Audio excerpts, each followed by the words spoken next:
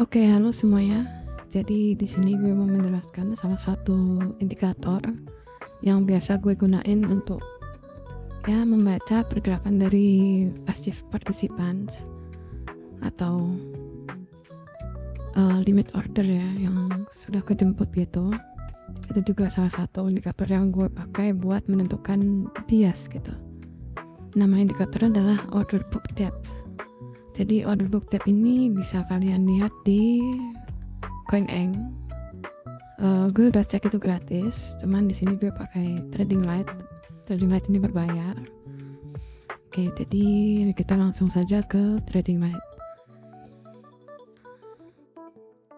Oke.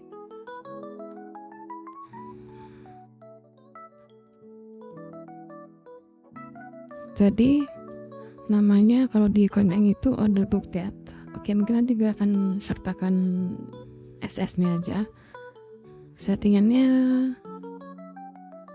range-nya 5% ya. Jadi di CoinEng nanti kan bisa setting juga 5%. Namanya, kalau di CoinEng namanya aggregated order book depth gitu. Nah, kalian bisa ganti itu mau Binance atau mau Bybit atau semuanya bisa karena itu aggregated. Cuman kalau di sini gue contohnya pakai Binance saja ya, karena di beberapa kasus Binance ini yang paling liquid itu. Oke. Jadi gue mau tunjukin dulu. Jadi kalau misalnya dia putih berarti lebih banyak bidnya, kalau yang biru berarti banyak aksnya, order yang jemput. Maksudnya ini beli, ini jual gitu. Kalau biru. Oke, pertama gue ambil dari sini dulu. Nih ya, di sini. Jadi ketika dia biru, ya kan? Berarti banyak order limit sell yang terjemput itu, order sell limit order. Nah, ketika misalnya putih, berarti bidnya atau buy-nya kejemput itu. Nah, kalau misalnya dia biru tapi tetap naik terus, ya kan? Ini biru, naik terus. Itu gue melihatnya ini sebagai spoofing. Atau ya sebuah ada merah putih berpancingan aja gitu.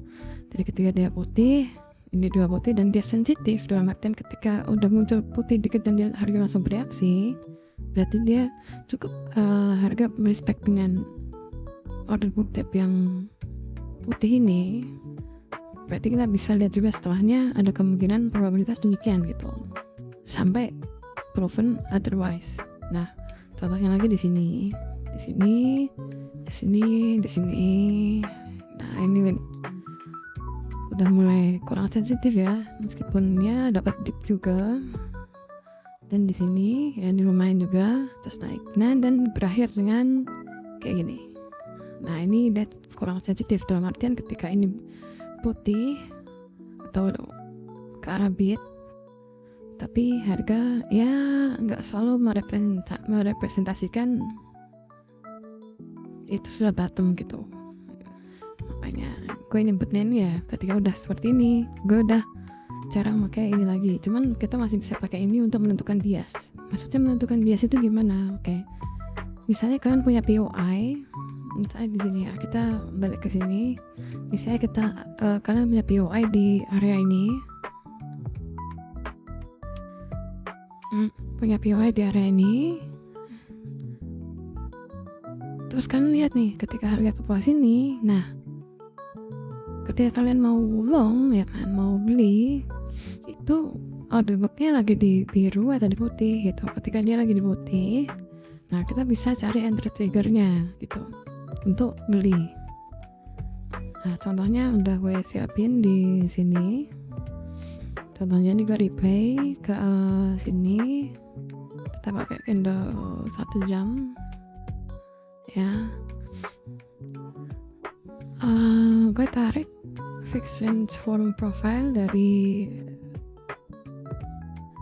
bawah sini, dari imbalance sini ke ya bebas sih sebenarnya. Misalnya kita udah mulai POI dari sini ya, jadi kan kita narik ke paling ujungan, misalnya dari sini ke arah sini, terus kita lihat ke order booknya tadi, oh udah mulai bid nih, udah mulai putih nih. Nah, kita tinggal cari entry triggernya. Nah, ini kan dari Senin nih ya kan, ini masih daily candlenya Senin, terus habis itu dia udah turun ke bawah, terus reclaim money range ya kan, declare money low. kalian bisa cek sendiri.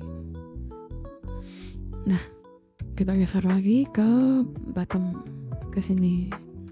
Tentunya kita agak susah ya kalau mau limit order di sini gitu. Gue pribadi juga nggak yang kayak gitu. Even di sini ada HVN atau high volume load.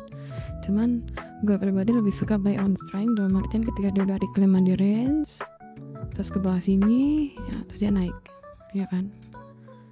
Nah, ketika harga di sini, kita harus cek. Nah, di sini dia putih, ya kan. Berarti dia banyak limit order buy yang kejemput. Hasil harga naik. Oh ya, ini gue pakainya spot ya. Jadi bukan yang perp, karena ya kita ngikutin spot karena spot itu lebih sering long term dan perp itu kebanyakan hanya spekulan. Jadi gue lebih suka untuk ngikutin yang spot. Jadi akhirnya dia naik gitu. Jadi bisa menentukan bias juga. Dalam artian apa, kalau misalnya harga masih di sini dan kalian merasa wah ini udah saatnya buat naik gitu, kalian mau main di candle 1 jam ya, tapi di order booknya belum merepresentasikan banyak orderan buy yang terjemput, ya gue pribadi saranin untuk tunda dulu aja, cari PO yang lebih bagus gitu, atau ya entry trigger yang lebih oke. Yang kemudian yang berikutnya ada di sini. Gue replay lagi di sini.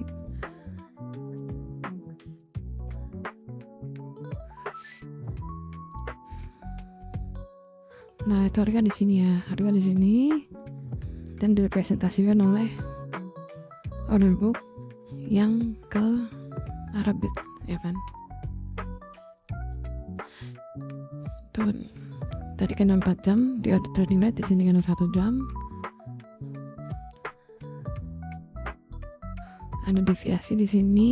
Nah, kita kalau misalnya mau pakai apa namanya fixed range volume profile ya nggak apa-apa. Misalnya kita tarik dari atas ini boleh, atau bagusnya sih mungkin dari imbalance ini ya, dari imbalance ini sampai ke misalnya kita udah mulai mantau candle itu di habis low ini ya, berarti di sini misalnya.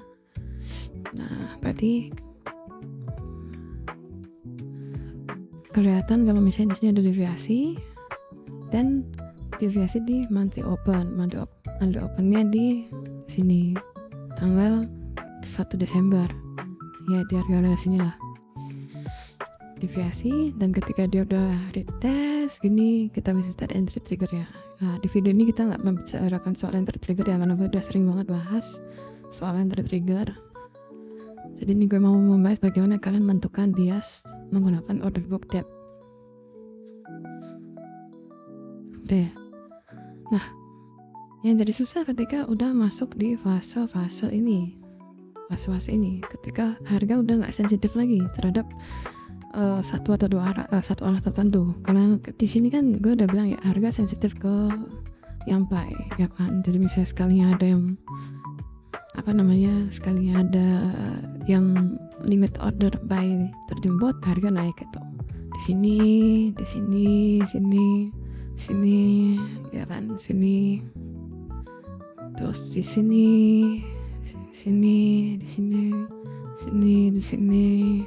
Nah, ini juga yang dari alasan gue bilang kalau misalnya di kuartal 2 dan kuartal 3 ya, di video terakhir gue kalau nggak salah itu harga ya bakal ranging gitu, karena ya ketika di sini secara konteks orang-orang beneran membeli ketika ada dip gitu kan, ada dip langsung beli, ada dip langsung beli. Tapi ketika dia gagal membuat higher high, ya kan, setelah di sini beli naik, konteksnya gitu, ketika dia udah ini masih sensitif ke bid ya kan, masih sensitif ke yang putih. Habis itu dia gagal membuat higher high, maksudnya untuk stay di atas high-nya, breakout gitu, dia malah turun. Nah, di sinilah mulai perang. Ya, ini di fase-fase ini pun kita sebagai trader atau investor juga lagi galau ya kan, dari Januari sampai bulan ini gitu. Mau beli di mana atau mau jual atau gimana. Makanya gue pribadi juga punya analisis bahwa harga ketika dia udah breakdown ke sini, berarti dia udah ada penolakan di value area, di sini ke bawah gitu. Waktu itu dulu gue membuat video di sini kalau nggak salah harganya, habis itu dia mau naik ke atas sini, terus pada tanya gimana tuh kemarin katanya bakal ranging dan lain sebagainya untuk mengisi imbalance di sini ya kan. Kalau kalian masih ingat ada imbalance di sini ya, tadi gue bilang kemarin kalau bakal mengisi imbalance ya, kayak ada imbalance di sini, ini ada high volume di sini, ada high volume di sini, tapi ya gue tetap bilang kalau misalnya plan gue ya kayak gitu. Jadi kasus ini bakal berlangsung lama sampai ya mungkin kuartal 2 atau kuartal 3, nanti kuartal 4 dia bakal mulai naik lagi. Dan ATH ini masih spekulasi sementara gue ya, kalau mungkin itu bakal berubah juga seiring berjalannya waktu gitu.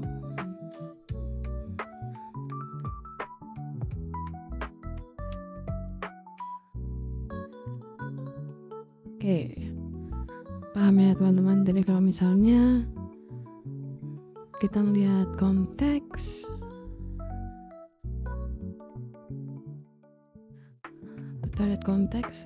ketika di area ini yang spot itu limitnya pada di bawah kan, dan mulai kejemput, itu harga sensitif untuk naik, bahkan sampai sini pun masih cukup sensitif. Ketika dia gagal bertahan di high sini, turun, nah di sinilah mulai harga mulai ibaratnya mulai gimana ya, mulai ranging gitu, enggak nurut sama yang entah yang limit atau yang market atau yang aktif partisipan atau yang passive partisipan gitu. Oke, sedikit aja gue bahas soal struktur dari Bitcoin sekarang. Kemarin gue ngelihat bahwa ada potensi untuk naik di level ini, tapi sayangnya masih landing aja di sini.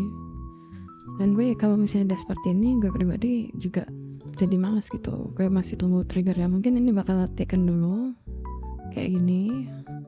Jadi kalau dari candle 1 jamnya juga bakal taken dulu kayak gini, mungkin ketika udah di sini baru naik, atau paling tinggi sampai sini dulu kalau pernah sini naik, tapi itu juga gak banyak, paling sampai sini terus mulai turun lagi ke sini kayak gitu. Dan gue masih belum lihat harga bisa sampai ke area ini, area ini. Ketika sampai area sini ya high probability bakal turun dulu ke sini baru naik ke arah sini.